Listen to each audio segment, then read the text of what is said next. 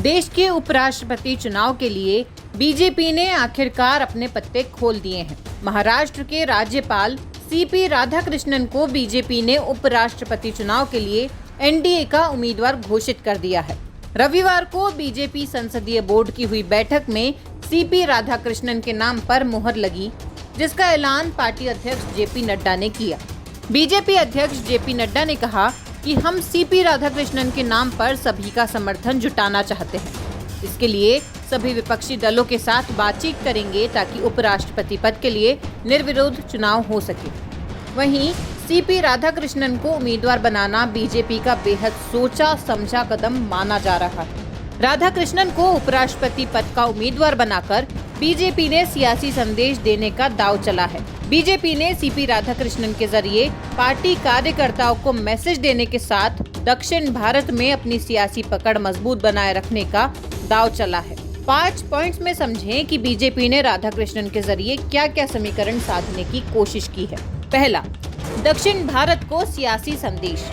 उपराष्ट्रपति के एनडीए उम्मीदवार सीपी राधाकृष्णन दक्षिण भारत के तमिलनाडु से आते हैं। इस तरह से बीजेपी ने उनके नाम पर मुहर लगाकर दक्षिण भारत को साधने का बड़ा दांव चला है। उत्तर भारत की सियासत पर बीजेपी की पकड़ मजबूत बनी हुई है, लेकिन दक्षिण भारत की सियासी जमीन अभी भी पार्टी के लिए बंजर बनी हुई है।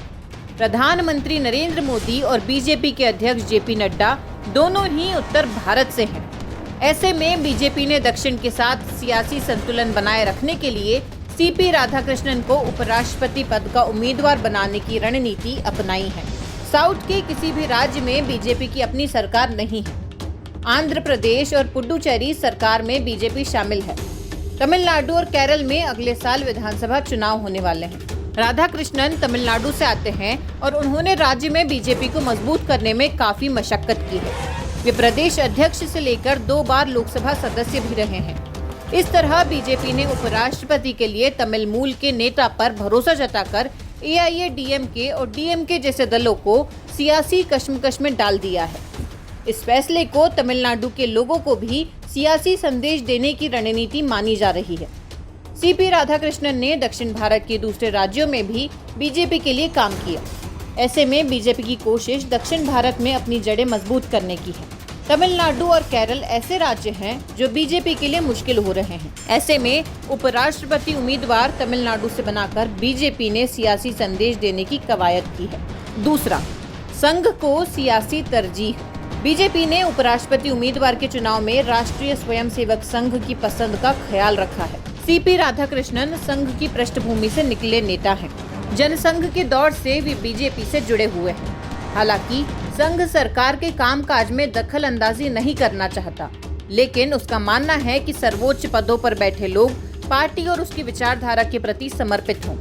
इस तरह से बीजेपी ने आरएसएस की विचारधारा के साथ मजबूती से जुड़े रहने वाले राधाकृष्णन के नाम पर मुहर लगाकर सियासी संदेश दिया है। 2024 के लोकसभा चुनाव के बाद से ही संघ के बैकग्राउंड वाले नेताओं को बीजेपी खास तवज्जो देना शुरू कर चुकी है। हाल ही में बीजेपी के प्रदेश अध्यक्ष चुने गए नेताओं में संघ की पृष्ठभूमि वाले नेताओं का खास ख्याल रखा गया है।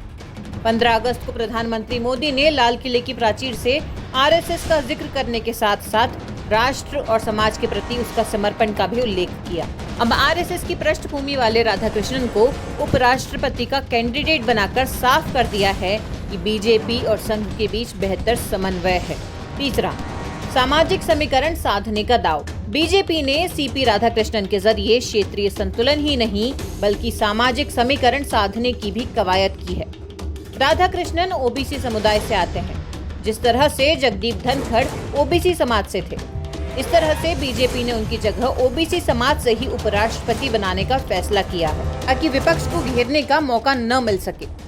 कांग्रेस नेता राहुल गांधी ओबीसी के मुद्दे को लेकर आक्रामक रहते हैं, जिसके लिए वे जाति जनगणना से लेकर सरकार में दलित ओबीसी की भागीदारी का भी सवाल उठाते रहे हैं। मोदी सरकार पहले ही जातीय जनगणना कराने का ऐलान कर चुकी है और अब उपराष्ट्रपति के लिए राधाकृष्णन को उम्मीदवार बनाकर बीजेपी ने सियासी संदेश देने की कोशिश की है। देश में ओबीसी समुदाय की आबादी 50% से भी ज्यादा है और बिहार की राजनीति पूरी तरह से ओबीसी के इर्द गिर्द सिमटी हुई है। ऐसे में बीजेपी ओबीसी वोटों को लेकर किसी तरह का कोई जोखिम नहीं लेना चाहती है, जिसके लिए ही ओबीसी से आने वाले राधा कृष्णन को उम्मीदवार बनाने का दांव चला है। चौथा, विचारधारा को दी अहमियत। जगदीप धनखड़ के बाद बीजेपी का शीर्ष नेतृत्व उपराष्ट्रपति पद के लिए ऐसे व्यक्ति की तलाश कर रहा था जो वैचारिक रूप से संघ और बीजेपी के प्रति समर्पित हो। यही वजह थी कि बीजेपी ने वैचारिक पृष्ठभूमि को ध्यान में रखते हुए राधा कृष्णन को उम्मीदवार बनाया। सीपी राधा कृष्णन आरएसएस के बैकग्राउंड से आते हैं। जनसंघ के दौर से लेकर बीजेपी तक से उनका नाता रहा है। सीपी राधाकृष्णन विचारधारा ही नहीं बल्कि तमिलनाडु में बीजेपी के प्रदेश अध्यक्ष भी रहे हैं। राधाकृष्णन संघ और बीजेपी की विचारधारा के प्रति समर्पित नेता माने जाते हैं, जबकि जगदीप धनखड़ का नाता संघ और बीजेपी से नहीं रहा।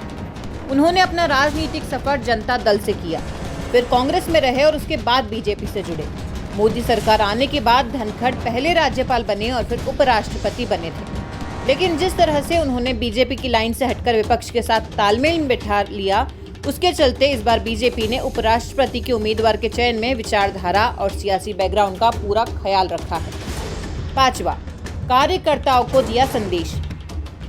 बीजेपी ने उपराष्ट्रपति के उम्मीदवार के चयन में किसी दूसरे दल से आए नेता को तरजीह देने के बजाय पार्टी के प्रति समर्पित रहने वाले सीपी राधाकृष्णन को अहमियत दी है, जिसके जरिए पार्टी कार्यकर्ताओं को भी संदेश दिया है। राधाकृष्णन ने अपना सफर संघ से शुरू किया।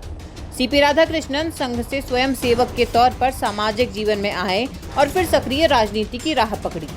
इसके बाद वे भारतीय जनसंघ की राज्य कार्यकारी समिति के सदस्य बने और संगठनात्मक कामकाज में अहम भूमिका निभाई।